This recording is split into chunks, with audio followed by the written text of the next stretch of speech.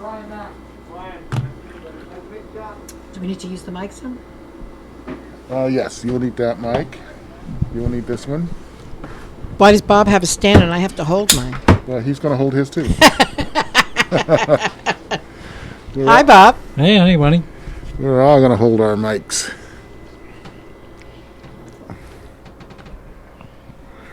Bob, you look so young in that picture. Look at you. Makeup.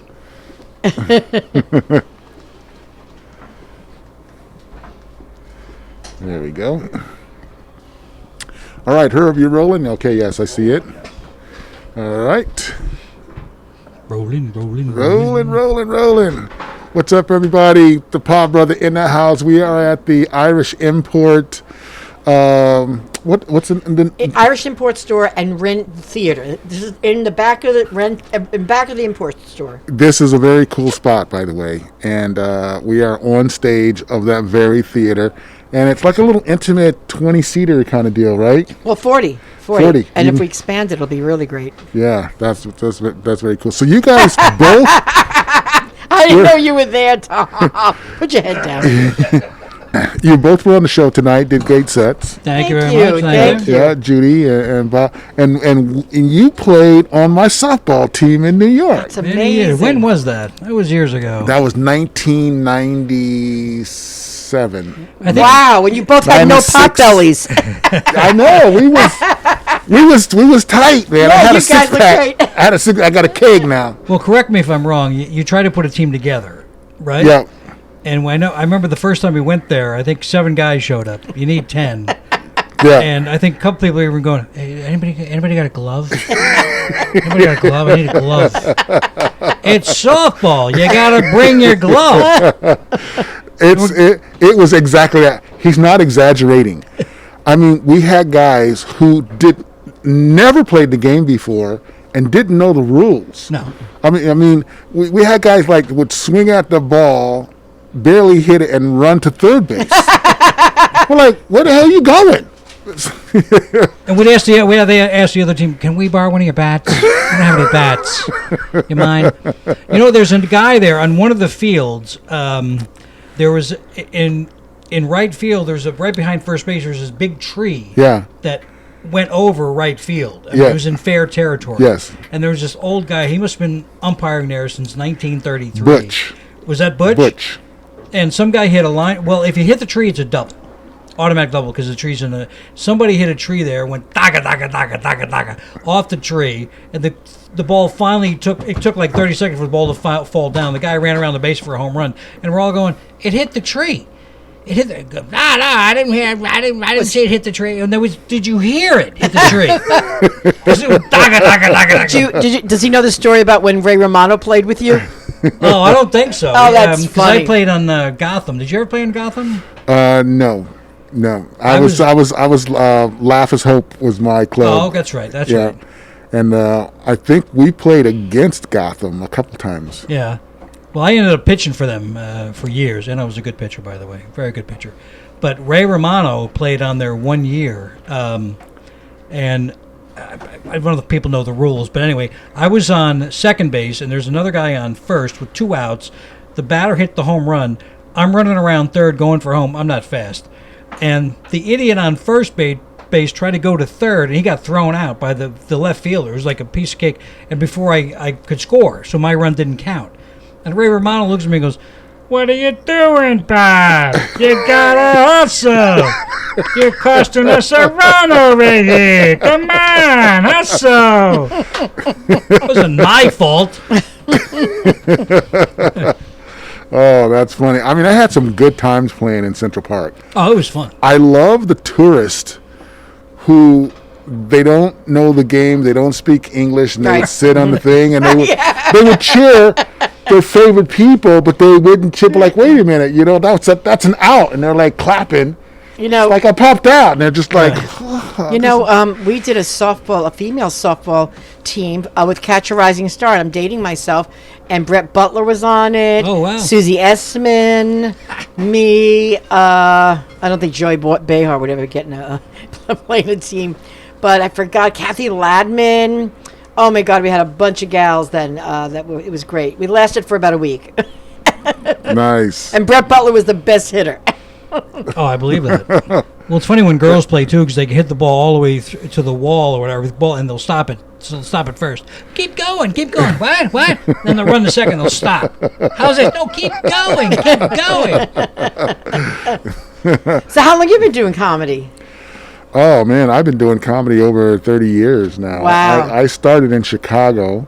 Wow. And did that whole circuit, and really my career kind of accelerated because I was super aggressive in getting stage time, and I drove truck.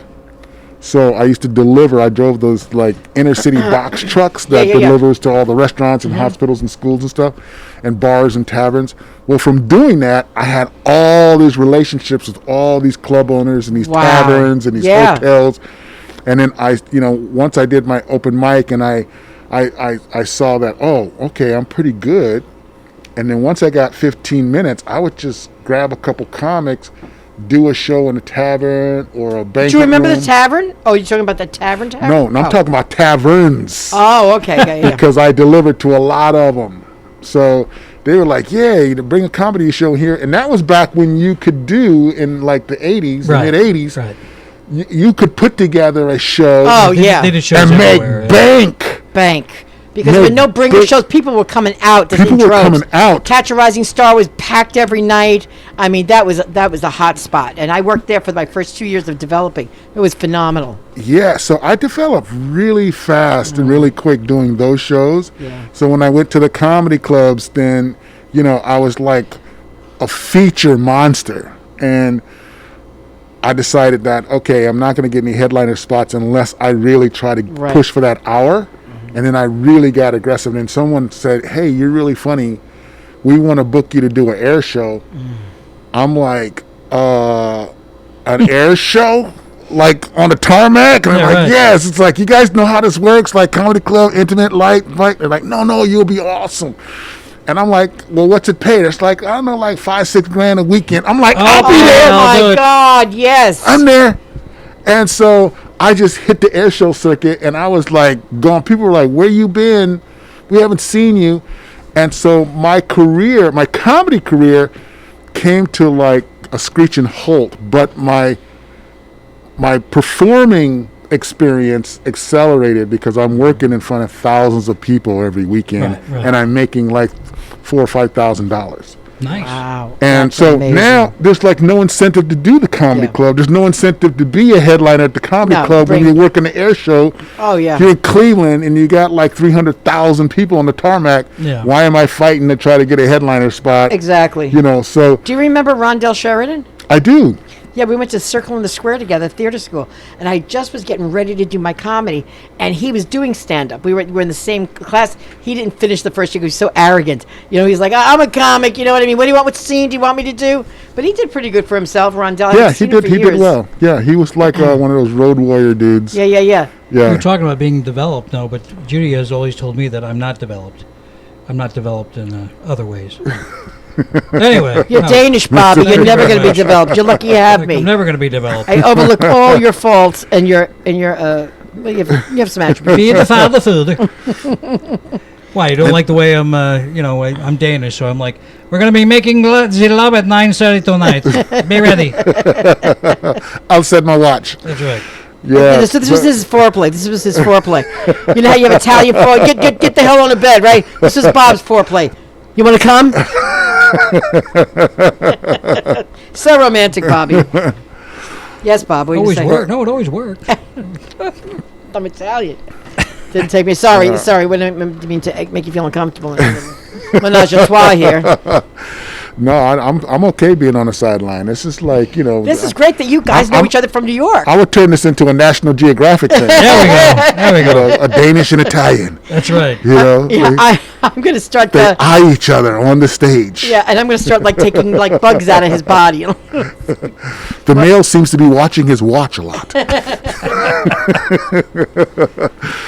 But yeah, and then from Chicago and doing those things, I moved out to Boston, and I was in Boston for 5 years, and that's where I really cut my teeth Yes. as a closer headliner. There's a real good, It was comics like, there rock. It's no joke. Like, the audiences are smart and sophisticated. And they can smell blood. If They smell if blood. you're bullshitting around and thinking you're going to get over They on smell some fear. kind of hack joke, they're like, get out. Yeah.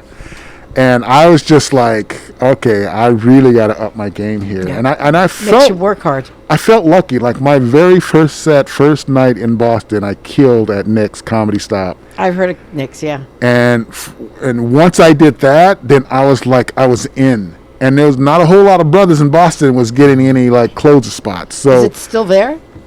I don't know. I haven't been back to Boston in like 10 years, so I have no clue. And then from Boston, I went to New York, and I opened the Laugh is Hope on 39th and Park. That's where we met, and I had that club for like 3 years, and the rest is history. that was fun because I could be on stage every night. Right. I That could was host it if I want. I could headline. I That could was do your the goal. middle. Yeah. And basically, people were busting my chops about like how I ran the club, because at that time there was a ton of theme shows, Right. and I didn't want to do theme shows. I didn't do one theme show. Stand up, yeah. I'm like, no, I'm like, we're in New York, Yeah. so everybody who comes through the door is everybody, Yep. and everybody on the stage needs to be everybody. And I want the black people making the white people laugh, the lesbians making the gay people laugh, the gay people making the straight dudes laugh, Yep. the homophobics making the transvestites laugh, the trannies making the black. I want everybody making everybody laugh. That's right. So I never had a thing there. I'm like, you don't know what you're doing. You should have a lesbian show. This place would be packed. You should do all. Def Jam was really big then. Yeah. And any club that was doing the Def Jam was killing it. Packed, making Yeah. bank. And I'm like, that's not what it was about for me. And like this club now, we've been doing this club. Last year, we just, I guess, got fed up with, I'm around the road, and I couldn't get spots here. I had TV credits. My first TV appearance was with Kathy Griffin. We did Girls' Night Out. Neither one of us was famous. She wasn't famous yet. And so I'm on the road, and I'm like, I'm coming here, and I can't get spots. So I didn't want to be at the mercy of them. So I said, when I found this theater through a friend of mine, Jim Horan, who did his one-man show here, I said, Tom, we were doing 4 shows a night here. The last show we did was on a Wednesday night, right before COVID. We had the place packed, so we're doing shows here every week now. So whatever you want to do, you say, Judy, I'm going. What show are you doing? If you want to do your own show, it's open. It's free. We got a lot of open spots to bring a different kind of style to each night. Nice. And I have a spot in North Hollywood at the Arc Theater. And we can do like 90 seats in there. Really? Yeah. So we were same thing. We were going every Monday night and every Friday and Saturday night, and we were about to go every night, and then the COVID hit, and it's like Yeah. the COVID, man. But when you have a spot, you can go on.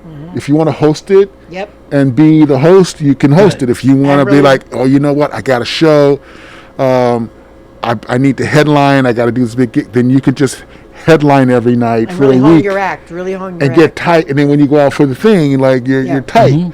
And that's one of the big incentives about owning your own club, especially in New York City. You could really set your own kind of. And now I'm really like- I'm excited about your podcast show here. Yeah, this is going to be fun. This is a great spot for a podcast, and this is cute and quaint and intimate. It is, isn't it? It's It is. adorable. Yeah, and we could have a little audience too that can respond, to some of the jokes and stuff. But A live theater during a podcast show, which is that we can even have a show where people are present when you're doing your podcast show. yeah, no, that's how we do it. All right, okay, Yeah. I got you. Yeah, that's I how saw we do them it. do it at the Improv. Yeah. And at a couple other comedy clubs. Yeah, when I first started at John Lovitz Podcast Theater in Universal, that's when I cut my teeth watching Kevin Smith and Adam Carolla. Is that my phone ringing? No. Frank and Heidi do their podcast in front of a packed live audience, and I was like, that's how I want to get down. All right, Yeah, yeah, and that we'll would be get this fun. place going. That's We're how really I building want to up- get down. Yeah.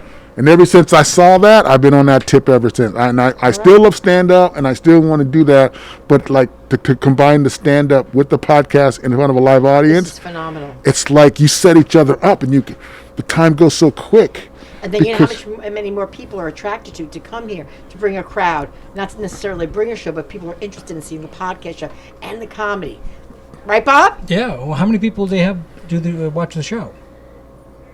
I mean, Well, it depends. I mean, you know, if you do some advanced promotion of when and where you're going to do it, Yeah. you can have a couple hundred people show up. that sounds good. Yeah, and then, have you ever got tipped on your I your was just stand-up going to say, shows? call in donations, call in tipping. Yeah. Because I got tipped. I got tipped on a lot of my shows because I We used did to a show do together, shows. and we almost made 400. Was it $400? A Newport, yeah. Well, we did Yeah. make it. He split it with us. That's right. The yeah. guy that put on the show, we got half, so we did make 400. And Billy made 1,000. Oh wow, Yeah, really? one day they made. Yeah. Oh, we should have Yeah. told him we made 1,200 then. Yeah. Well, I used to get tipped on a lot of shows because I would do jokes about, you know how comics be like, hey, tip the bartender. Yeah. Well, I took it a little bit more and I made jokes about tipping everybody. Ran with it. Yeah. I just ran with it.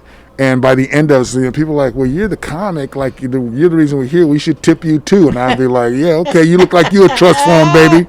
And believe me, with a little bit of my charm, I'll get a lot of tips. So I won't sing, I promise. Don't tip your waiters and waiters. Tip the comic.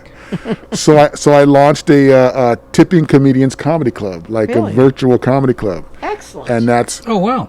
something that it's like, okay, we do shows where the comedians get tipped, each person gets tipped, Right. and we can do a live podcast. And on the podcast, we're pushing for the comics to get tipped. So I've done a couple of those, and a couple of us have gotten tips, and you know, so the proof of concept of that has worked. Mm-hmm. And Bill Devlin, he's the person who's got the most tips on my show. I think Wow. he's got like $300-400 Nice. on tips already. Wow, yeah, he's good at Yeah. it. He's great at Yeah. it, so we know. Yeah. But we're so excited that we got to meet you here tonight. I didn't even Yeah. know. Bob told me, and I thought it was the other guy he was talking about, but it was you. Yeah.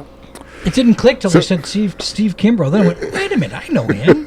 Yeah, you kept telling me, hey, Yeah, no, when I saw you were added to the show, I was like, oh, man, Bob's going to be here. I'm like, can't wait to catch up with And you. it's kind of late. I'm kind of piddling out. I wish I was a little more energetic, but it's been a long night. He even hasn't said, it? he said, know. what's his name? And he said Kimbrough, and I'm like, it still didn't hit. Then when I don't know why, when Stephen Kimbrough, I was like, oh, why did I almost went out there when you were on. I said, now I know who you are. Yeah, so this is great. So where can we find you on the web? We're going to wrap this up a little bit. We're on Facebook, Judy Chinchado Nissen Facebook page, on Twitter. I'm working on some of my social media. So the next time we're here, I'll have everything down. Right now I'm working on it because I'm a little behind. No worries. but, It's at least you're in the game. It's better late than never. And I just right. do what she does. She's the boss. I'm the queen. Have you been watching The Crown? Oh, no, yeah. he has I love to, that show. He has to answer to me. She's the queen and the king. He doesn't sit until I sit. Good. She's the queen, king, and court jester. And court jester. I'm from Queens, so I'm a real queen. Well, thank you so much for having us today. This is Yeah. great. I'm really excited. Thank you for That was having fun. me. It was fun. And you guys had both great sets. You're very funny. And thanks. Aw. I love surrounding myself with comedic geniuses such as yourselves. And it was Hey, you're right. it was fun. It was fun. Well, you were great too. Yeah, we okay. should do like a comedian softball Sunday. That would. Oh my God, that You would know, be. That would rock. just And- to kind of like, you Just know. don't ask Ray Romano. 'Cause what are you doing, Bob? Come on. Hustle. hustle. and his brother should have been there, right? Oh, that's right. What are you talking about, Ray? You're always blaming everybody else, Ray. All right, great. thanks, guys. You can find me at podbrother.com. You can find what we do here at podbrothernation.com. And you want to check out my sports podcast is Ref Kimbrough at thepenaltygame.com. Thanks a lot, guys. Thank you. We're out. Thank you Peace. very much. Thank hon. you. Thank you. Great Doc. working with you, Steve. Are we on? So, did you talk to Tom? All right, you can cut that. Did you talk to Tom about doing?